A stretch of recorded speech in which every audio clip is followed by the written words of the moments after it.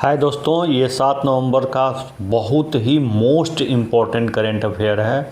आप इसको ज़रूर पढ़िएगा, आपके एग्ज़ाम में ज़रूर देखने को मिलेगा। इस तरह का current affair free of cost आपको कहीं देखने को नहीं मिलेगा।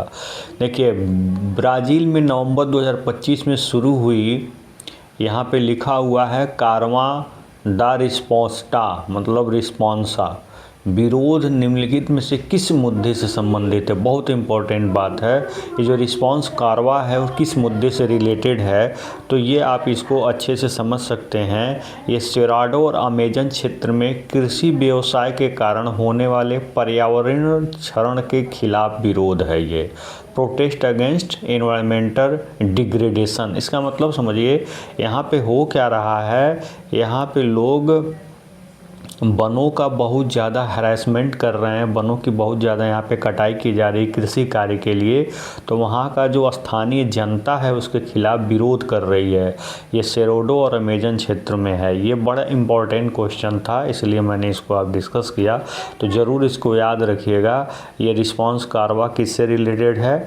तो आपका अमेजन सेराडो अमेजन क्षेत्र से रिलेटेड है। रिस्पॉन्स और सेराडो ये दोनों आपस में मिल रहे हैं, तो आप इसको इस तरह से इस ऑप्शन से याद कर सकते हैं। दूसरा देखिए, कौन सा भारतीय राज्य उपग्रह आधारित इंटरनेट सेवाओं को तैनात करने के लिए एलोन मस्क के स्टारलिंक के साथ साझेदारी समझौता करने का पहला राज्य बन गया है? मतलब एलोन मस्क का जो स्टारलिंक है उसके साथ समझौता करने वाला कौन सा इसमें स्टेट है? तो आप इसमें से थोड़ा एलिमिनेशन मेथड अपनाएं तो आपको मिलेगा कि गुजरात ही सबसे हाईटेक है। यही जो है इसके साथ समझौता कर सकता है। ठीक है, जैसे एलोन मस्क महान है वैसे महाराष्ट्र महान है। तो इस तरह से आप रिलेट करके याद कर सकते हैं। अगला क्वेश्चन देखिए, खाद्य एवं कृषि संगठन FAO द्वारा जारी खाद्य और कृषि की स्थिति सोफा 2025 रिपोर्ट के अनुसार वर्तमान कृषि भूमि पर मानव प्रेरित भूमि क्षरण को केवल 10% तक उलटने से प्रतिवर्ष लगभग कितने लोगों को खिलाने के लिए पर्याप्त उत्पादन बहाल किया जा सकता है? मतलब ये कहा जा रहा है कि आज के समय में जनसंख्या की बहुत ज़्यादा वृद्धि हो रही है, तो उसी अनुसार खाद्य व्यवस्थाएं भी चाहिए। तो बहुत ज़्यादा वनों की क्या हो रही है? कटाई हो रही है। मतलब भूमि क्षरण हो रहा है, वनों की बहुत ज़्यादा कटाई हो रही है, उसको कृषि में बदला जा रहा है। तो ये कहा जा रहा है कि 10% उल्टा जाए तो कितने लोगों को खिलाने के लिए कृषि कार्य किया जा सकता है? तो वो है आपका ऑप्शन नंबर 3, 154 मिलियन। ठीक है, 154 मिलियन। मतलब आप इसको याद कर सकते हैं, जैसे नाम से ही क्लियर है 154 54। अब इंसान भी क्या हो रहा है? चौवा। जैसे हम पहले जानवरों को क्या कहा जाता है?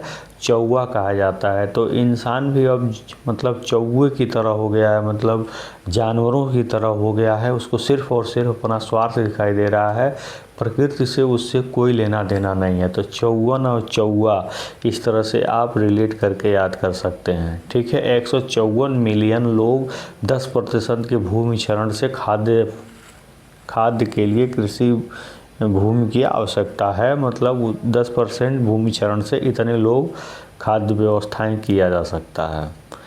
अगला क्वेश्चन देखिए, राइट्स लिमिटेड ने हाल ही में नवंबर 2025 में मुंबई क्षेत्र में बुनियादी ढांचा परियोजनाओं के लिए परामर्श सेवाएं प्रदान करने के लिए किस नौसेना प्राधिकरण के साथ समझौता ज्ञापन पर हस्ताक्षर किया गया है? बहुत इंपॉर्टेंट क्वेश्चन है।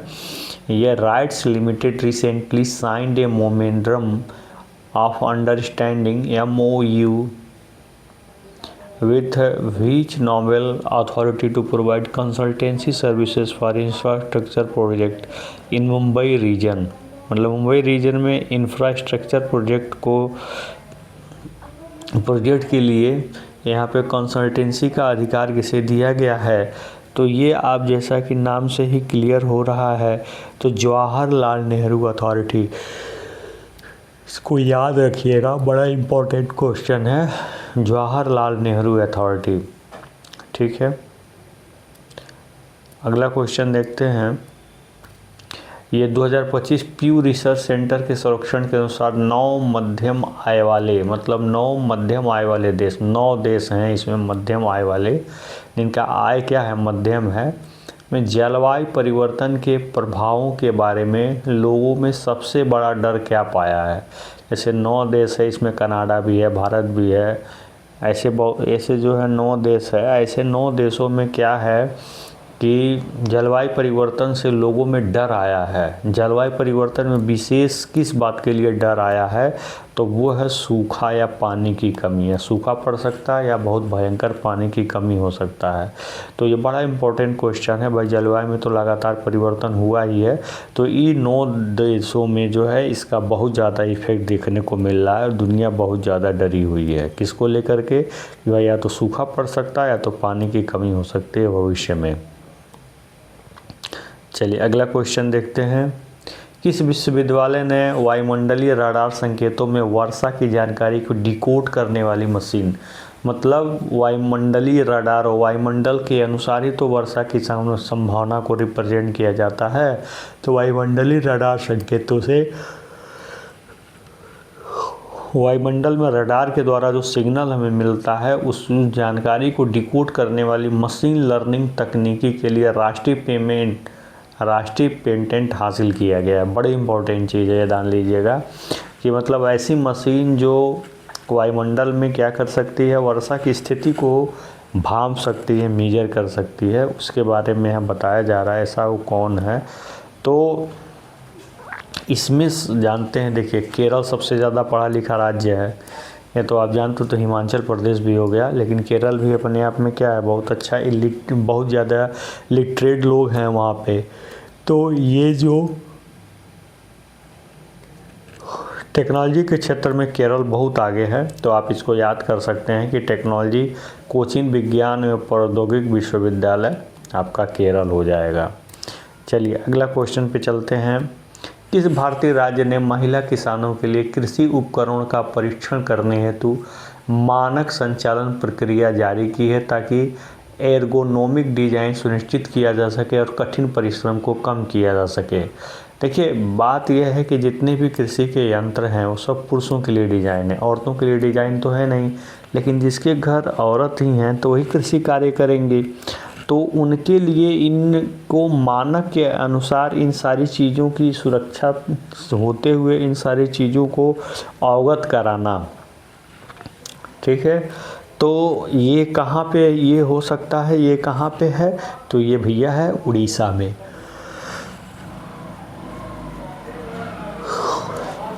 ठीक है, जो भी वहाँ पे एग्रीकल्चर के सामान नहीं है वहाँ पे उन चीज़ों को उपलब्धता कराना। चलिए centre for research on energy एवं क्लीन एयर के अक्टूबर 2025 के मासिक वायु गुणवत्ता स्नैपशॉट के अनुसार किस भारतीय शहर में वायु प्रदूषण उच्चतम स्तर किस शहर में उच्चतम स्तर जो है दर्ज किया गया है। तो बहुत लोगों का ध्यान सीधे दिल्ली ही जाएगा, बहुत लोगों का जाएगा, अभी का नहीं बहुत लोगों का जाएगा। तो दिल्ली भैया सरासर गलत है, तो सही क्या है, तो वह है धारूहेड़ा। ठीक है, ये कहाँ है, ये आपका हरियाणा में है, ध्यान देना। ये कहाँ है, हरियाणा में। ये खेल है, खेल को खेल भावना से ही खेला जा सकता है। चलिए, तो इस तरह से ये इम्पोर्टेंट करेंट अफेयर थे आज 7 नवंबर के। दोस्तों हमें आशा करते हैं बहुत अच्छा लगा होगा। हिंदी इंग्लिश दोनों में मैंने दिया ताकि हर तरह के विद्यार्थी इसका लाभ ले पाए। तो मैं तो अब यही कहूँगा, अगर अच्छा लगा हो तो अपने दोस्तों में ज़रूर शेयर करिएगा और हमें कृतार्थ करिएगा। धन्यवाद।